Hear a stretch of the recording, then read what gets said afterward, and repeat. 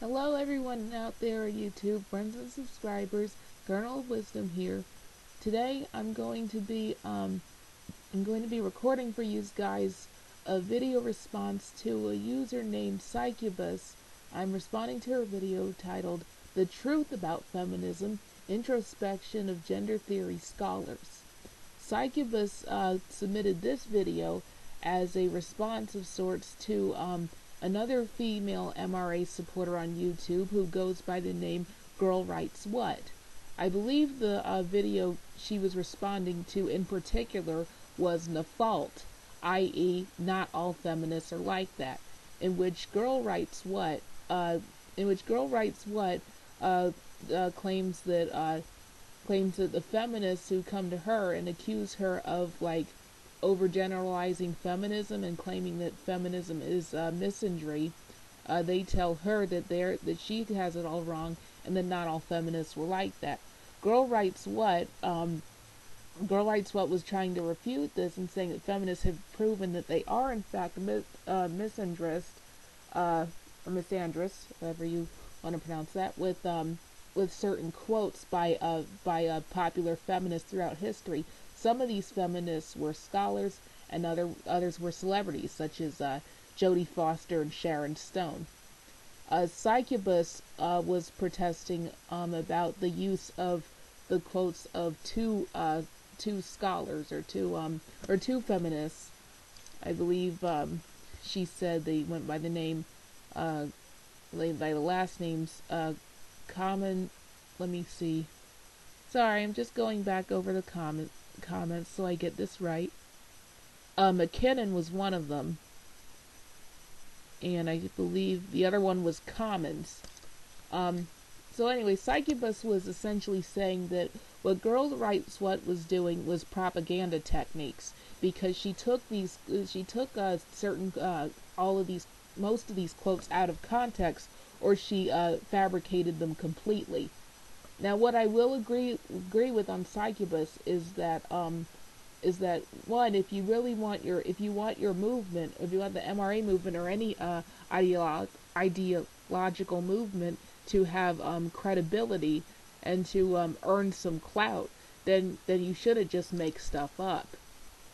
Or if that is true, if she did, and I'm not saying that's what girlwriteswhat did, for sure. I'm just saying, if she did that, that's not the best way to earn credibility for your arguments. And also, Psychubus said that these came from biased pro-patriarchy sites, and the quotes weren't in their whole form. Another thing I agree with Psychubus on is that some of the issues that MRAs complain about, some of the main issues MRAs complain about, such as unfair child support laws and divorce laws that overwhelmingly favor the women. Some of those are the feminist fault. Some of those are in fact steep in patriarchal mindset. And Psychubus was saying that a lot of these MRAs need to confront the men and the male judges, particularly the male patriarchal judges, who keep passing those laws. And I think she's absolutely right, because the concept of the woman is so weak, or so financially dependent on a man, that even if she divorces him, she needs to have his house, or have over half of his wages, or receive alimony. I actually know somebody who was married to a woman for 7 years, did not have a single child with her. This woman never worked throughout the marriage, not even once. She never worked. She just stayed at home, and yet she got the house just because she had a child from a previous relationship.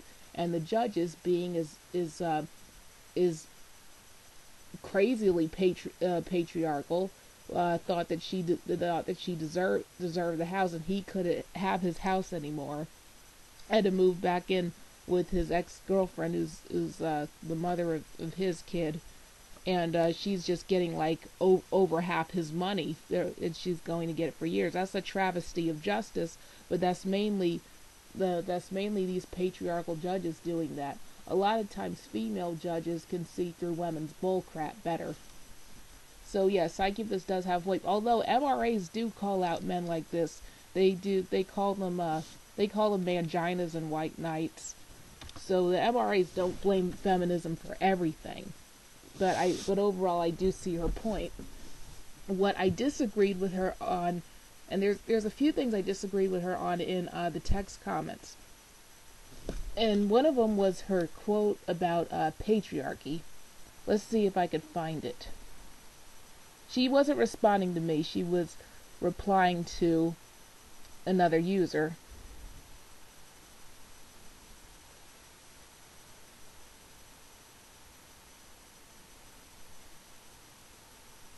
Sorry, guys. Okay, here we go. Patriarchy equals societies that believe men are superior, that men should dominate and rule the world, etc. I don't really think that's an honest excuse me. I really don't think that's an honest or accurate definition of patriarchy, because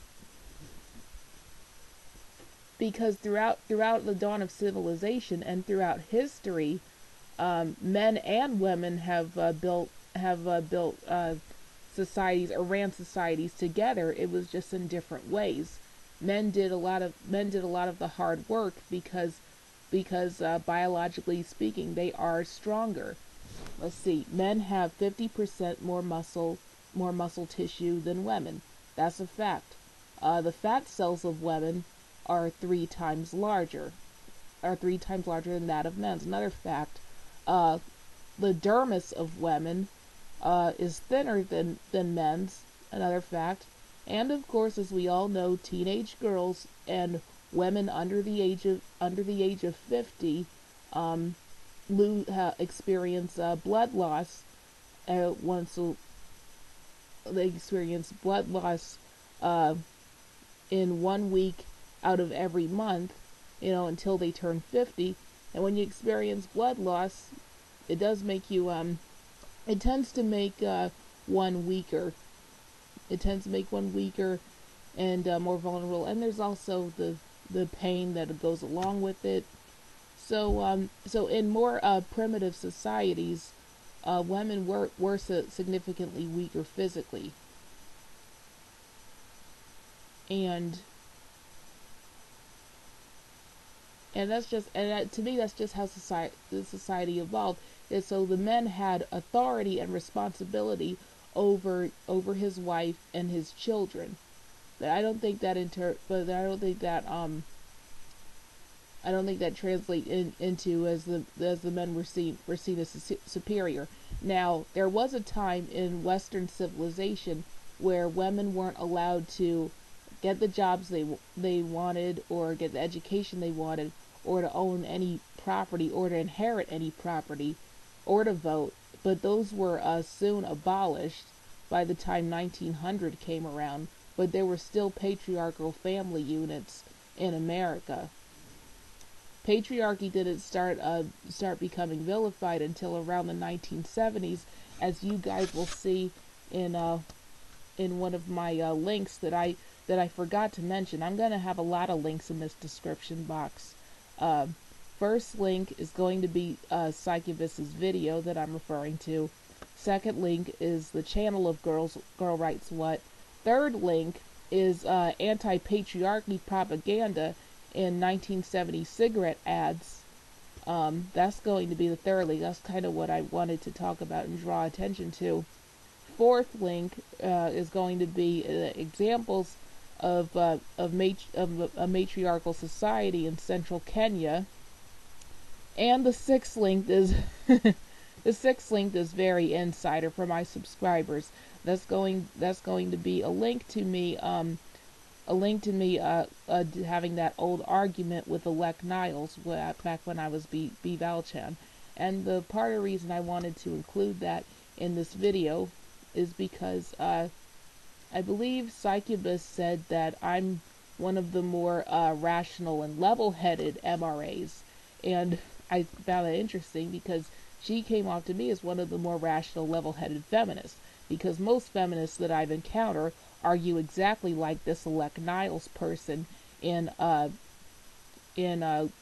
next to last link in my description box. They typically tend to argue like her. They just have no logic whatsoever, and they just straw man all over the place. But I didn't see that with her, and I really respected that. So even though I disagree with her on a few things, I was compelled to respond to her. But anyway, regarding how I don't share the same opinions of patriarchy as she seems to share. I'm mainly just talking about like patriarchal family units, not so much a patriarchal society where the woman couldn't have any property or any job she wanted, because as I said, that was abolished very quickly. The only thing is, even after that was abolished, women still, most women by and large, still had patriarchal values themselves, because there are elements of patriarchy that disadvantage women, but are also to a woman's advantage. The same with men. It's not always to a man's advantage.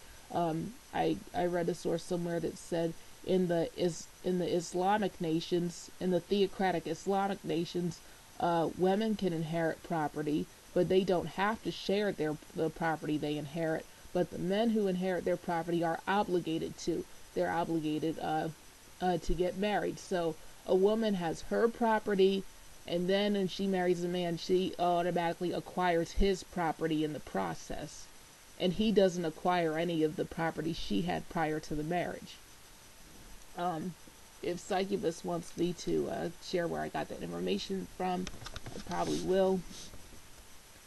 But I wanted to draw her attention to and I also wanted to tell, just for clarification, Psychubus, I'm an American woman, and I'm also a black woman, and to me, I tend to not be so trusting of feminism, because what it's done to my community, it really hasn't benefited my community very, very much at all.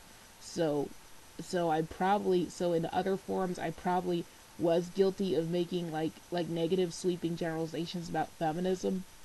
But again, that's just and you also said in your video that one can't legitimately criticize feminism if they don't read feminist scholars. And I have to say I disagree with you on that, because usually people end up being critical of or against a certain ideology depending on their lifestyle and the people around them, and what that ideology is how that ideology is affecting their life, and is affecting their sense of justice and equality. I think that's because there's conservatives out here who don't read any liberal scholars or anything. That's the whole concept of a grassroots movement. A movement that's driven by a certain community, and things that affect the community. Because there's plenty of conservatives out here who criticize liberals all the time, and they don't read any liberal scholars. They just don't. It just doesn't gel well with their ideology. And the same for liberals. A lot of them don't read any conservative scholars, but they know that it just doesn't gel well with their ideology. So I kind of I do see your point in saying that, but I did disagree with it. And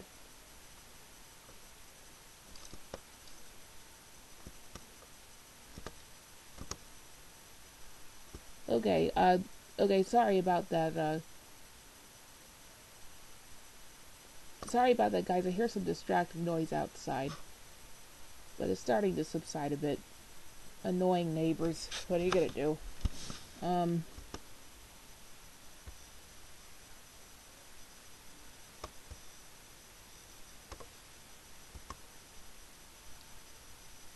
Okay, where was I?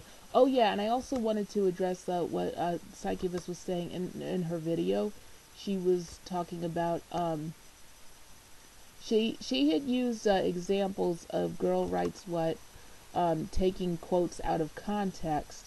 And the ones she used were by Commons and McKinnon.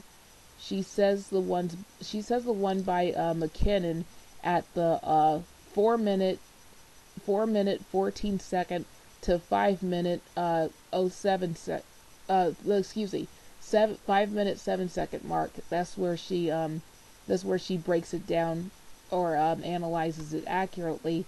And at the 2 minute 13 second 2 minute 13 second 3 minute 3 second mark, she talks about the Commons quote and how girlwriteswhat took that out of context. But what I found very curious and interesting, and I think this really speaks volumes, is that even though I myself have never studied the works or the quotes of these two women, when I said what the quotes meant to me and why I disagreed with them and why I agreed they were misandrist, Psychubus agreed with me in the comments. So even Psychubus, a feminist herself, agrees that these two quotes are misandrist in nature. They're either misandrist or they're counterproductive to gender relations, and it opens the door to women being put on pedestals. And I think that's the point of girlwriteswhat's channel and what she's trying to say about feminism. So I think if you wanted to make the point that girlwriteswhat was using propaganda techniques, then you should have used the quotes that aren't misandrist in nature, because I don't think girlwriteswhat meant that McKinnon said that literally men should be put in prison. That wasn't her point.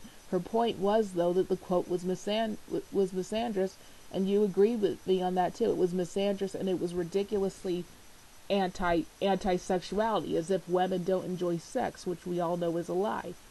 So I just wanted to say that. And but back to the anti-patriarchy another thing about propaganda. You kind of compared what girlwriteswhat is doing to what the Nazis did to Jews, and I thought that was a poor analogy because, number one, I don't think anybody wants feminists to be rounded up in concentration camps and killed for their beliefs. A lot of us are just saying that feminism is no longer practical or needed in the Western world, such as America and the UK, and Canada, places like that.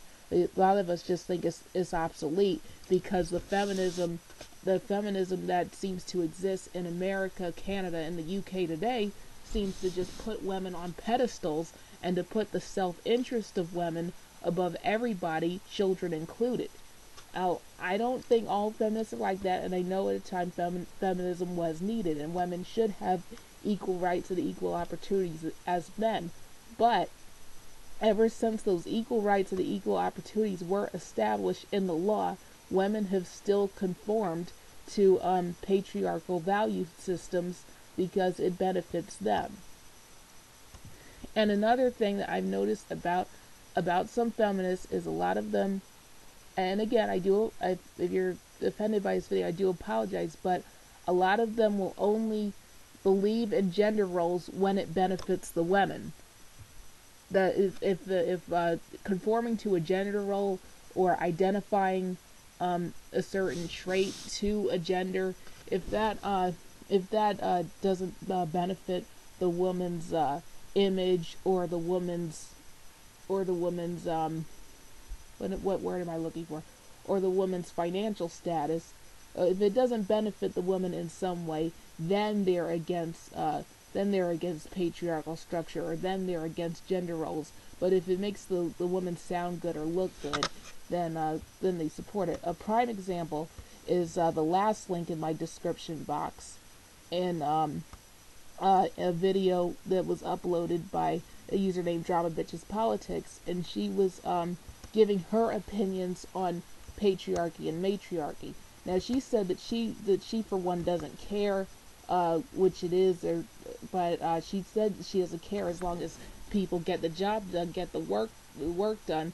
But also in the same video, she criticized patriarchy, and she pretty much blamed, well, she pretty much said that if women were in charge of the world, there would be less wars and less crimes, because women are more compassionate and nurturing, and that's the feminine spirit or something. And I attempted to refute her in the text comments, because as you said, which I'm going to get into later in my video, people in general are very self-serving at their core. One gender doesn't have a monopoly on compassion or empathy for others. Dramabitchespolitics logic, she was implying that women have more empathy and compassion for others just because women can be mothers, and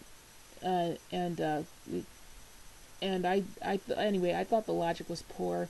I also would like to draw attention to, and her logic is definitely contradicted in another one of my links. Let's see, which one is it? 1, 2, 3, 4. In the fourth link of my description box, there's a news segment of how of women who are being abusive to their husbands in central Kenya, as I said, and yet DBP is claiming in a video that a matriarchy or women running the world would mean less violence, which is a completely arbitrary statement that isn't supported by anything. But I also wanted to get to another thing I disagree with you on. It was in the comment section. I'm going to read it. I criticized what you said towards the end of your video when you said that men should not expect women to fight for men because feminism is about women's rights. And then at the 13, I believe that was at the 13-minute 26-second to 13-minute 55-second mark, and my response to that in the comment section was, with that logic, whites shouldn't fight for the rights and equality of people of color. Good thing they don't and didn't have that mentality, or else slavery and segregation would still exist. Your response was, well, it's great if people do fight for the advocacy and rights of other groups of people that are not related to them. The point is that you should expect other groups to do it for you. Blaming feminism for not advocating for men's rights is like me blaming whites for not advocating for the Asian community. Okay, the reason why I strongly disagreed with your logic and your stance on this is because if you don't, what am I trying to say here? If one group of people, if one demographic of people or a certain ilk of people only fights for their own rights and they receive no help from outsiders who don't fall under that category, then nothing is going to be done. Nothing will ever progress.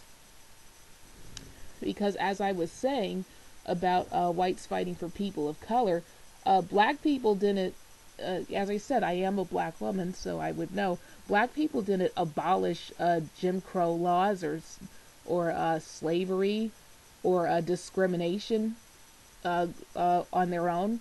They didn't do that on their own. They did have help from whites. And if they had absolutely no help from whites at all, it just wouldn't be possible.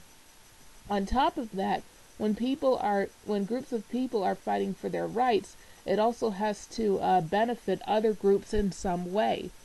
Because as far as America goes, and globally speaking, the only time this logic doesn't apply is if we're talking about nations that are strictly homogenous. But obviously I mainly mean the Western nations, so I'm not talking about the homogenous nations. But in a society filled with different groups of people, they have to cooperate and they have to work together to build society. And if one group isn't getting what they want and they feel alienated, then they could just, and they stop providing for that society, then if there's disharmony and discommunication between the groups, then society will never evolve, it'll never progress, and if anything at all, it'll just regress, and it'll just be in a very poor state. So no one would be happy. I hope I'm making some kind of sense, because right now the words are losing me right now, because I don't script my videos. I probably should, but I really don't. So what I'm trying to say is, like, a society is like a synergy. A society has cogs like a machine, and they have to cooperate and work together to help each other to keep it thriving and keep it moving and evolving. And that's one of the reasons that there were men that did support feminism and that did support women's rights. Because let's say a man has a daughter who he really loves and he's really proud of, but she can't get married, or she doesn't want to get married for whatever reason, and she doesn't have children. Why should he's gonna want his child, his legacy, to inherit his property. So he's going to fight for that right. But what about these politicians who want to get as many votes in their box as possible and as many supporters? If they could appeal to women and women can have the right to vote, that benefits them. That benefits them in the long run. So they're going to support women having the right to vote. So, and the same with the Civil War and the abolishment of slavery. Even though whites didn't do it for some type of moral high ground, or because, well, some of them did think slavery was immoral because we were human, but a lot of them were like, they didn't care as long as it benefits them. Whites got to a point where slavery wasn't benefiting them as much as industrial work was, so they wanted to abolish it. So we had their help in that. And the same with the legalization of interracial marriages. A lot of white men were having non-white lovers, and some of them wanted to marry them, and so they fought for those laws too. It wasn't just people of color wanting to marry whites fighting for those laws to be changed, because if it was, nothing would ever happen. And so the thing with MRAs and feminism, man and woman are each other's natural counterpart, and we were put on this earth to procreate. Now that does not literally mean that if you're a man or a woman and you decide you don't want children, then something's wrong with you, or that you need to be persecuted, or you need to be changed or disadvantaged in some way. No, that's not what I'm saying. However, if most or all of us decided to never procreate at all millions of years ago, then society would just die out. Society would never grow, and it would never evolve. So men and women had to work together and build family units to raise the next generation. And that's how it was since the dawn of time. And if there's disharmony between the man and the woman, if there's disharmony between mother and father, you will have chaos. And that's not good. So when men and women need to help each other and need to work for each other and need to meet each other halfway. So I don't agree with the logic that women shouldn't be expected to be MRA, because some of us have male loved ones who would benefit greatly from MRA, and who are being disadvantaged because the laws are so much in women's favor. Like I was telling you about the person I know. That person is very close to me, and that's a person I really care about. And what happened to him was a travesty of justice, and it really makes me sick to my stomach. So I know I didn't get my points across as eloquently as possible, but and as I said, you guys, to all my subscribers, check out as I said, check out the 5th link in my description box. Back when I was BValchan, arguing with Elect Niles. That's what General Backlash was talking about when he said that's why he wanted me to be his XO, his executive officer, because of our views on those types of feminists, I should say. But yeah, I think in either a patriarchy or a matriarchy, and a stable one where there's no abuse of power, I think that that man and women are working together. They're just working together in different ways, and one has more financial authority and responsibility, but that doesn't mean the other one just doesn't do any work. And that doesn't mean that in a patriarchy, in like a patriarchy, the man will just always abuse his power, because as you see in one of these links, the women in the Kenyan matriarchy are abusing their power, and they're becoming very violent. So that's, as I said, that's just human nature. That has nothing to do with gender.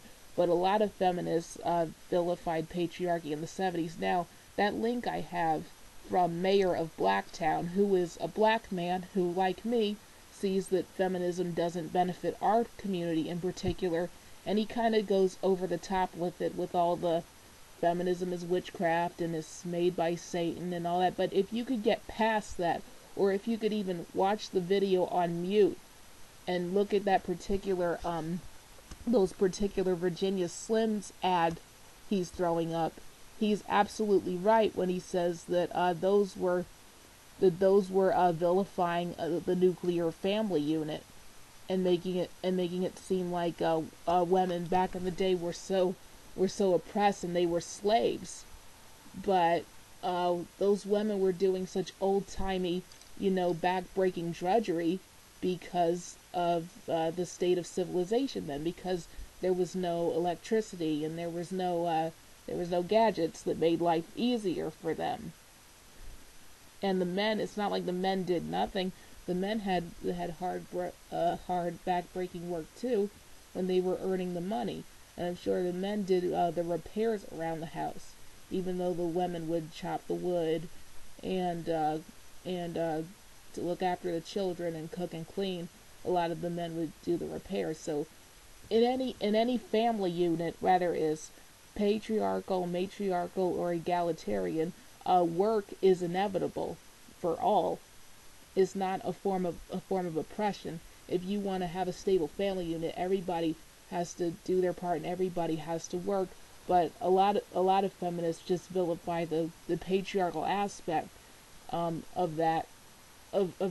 They'll as you'll see with Elect Niles, they'll vilify that, and they'll put matriarchy on a pedestal, and they'll put single motherhood on a pedestal, which in my opinion is a social ill. It's like as I said, this is why feminism, and I'm explaining this to Psychubus because this is why feminism gets its poor reputation, and it gets a stereotype, as you said, because a lot of feminists don't do anything to call each other out, from what I've seen anyway.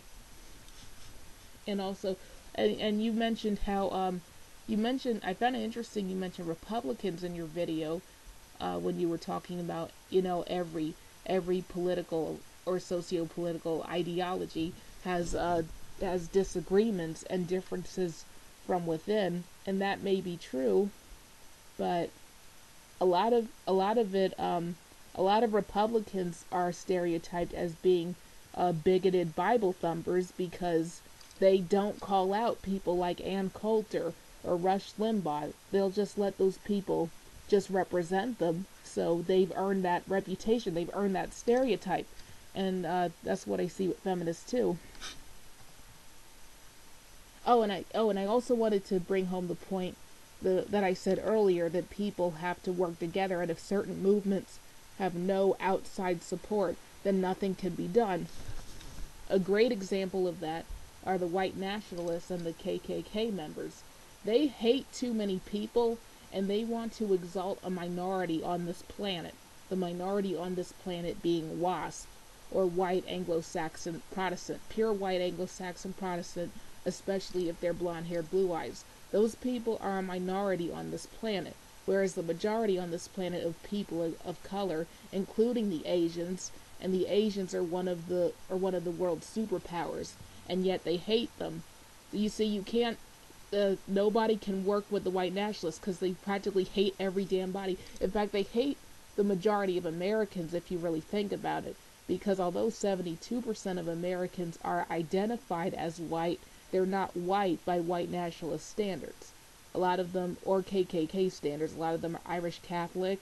A lot of those are the Italians and Spaniards. A lot of them are mestizos who choose to identify and pass as white, or quadroons who choose to pass as white.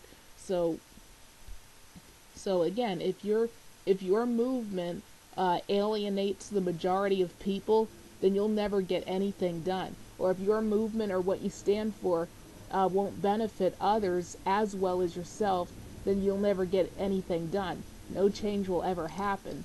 So I don't think it's accurate that men should only fight for themselves as far as men's rights go, and not expect women to help or women to agree.